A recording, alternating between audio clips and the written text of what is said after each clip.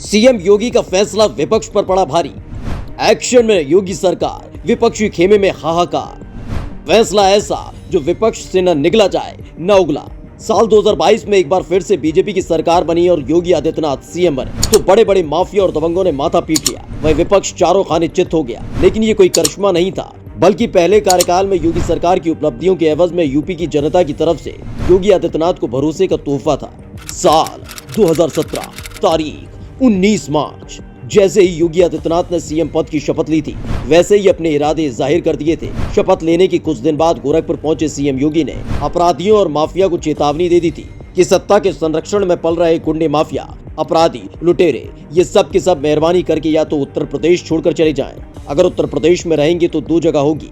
मुझे लगता है वो जगह कोई जाना नहीं चाहेगा और उसके बारे में तय कर ले क्या होना है। शुरुआत में माफिया प्रवृत्ति के लोगों को लगा कि शायद उस परंपरा का निर्वहन है जो कुर्सी संभालने के बाद कोई भी सीएम करता है। लेकिन जल्द ही ये भ्रम टूट चुका था। पहले ऑपरेशन क्लीन शुरू हुआ तो पश्चिमी यूपी के छटे हुए बदमाश हो या पूर्वांचल के बाहुबली ठंड में पसीना छोड़ने लगे थे। एक के बाद एक एनकाउंटर में बदमाश ढेर हो रहे थे तो वही विपक्ष हाय तौबा कर रहा था।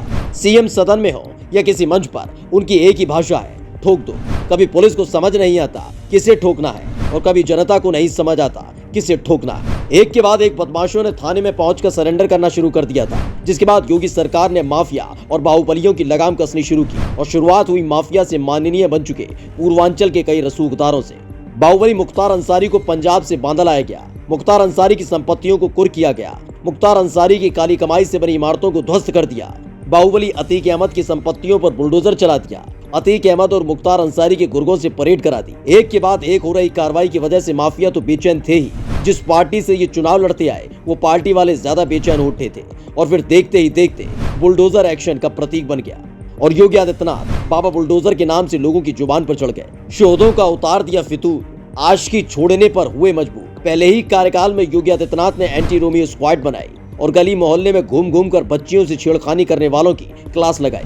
20 सड़क पर शोधों की नुमाइश लगाई तो 21वीं सदी के मजनूओं ने आशिकी से तौबा कर ली। वहीं उत्तर प्रदेश की बच्चियों को सशक्त करने के लिए मिशन शक्ति अभियान की शुरुआत की, जिसमें बच्चियों को आत्मरक्षा के गुर सिखाए गए। तो वहीं महिला पुलिस कर्मियों की तैनाती की गई, जिसने महिला और बच्चियों को सुरक्षित माहौल दिया। तो वहीं शोधे और मंचलों की रातों की नींद उड़ा दी। लेकिन ये बात भी विपक्ष को अखर रही थी और बातों ही बातों में वो योगी आदित्यनाथ पर निशाना साध रहा था।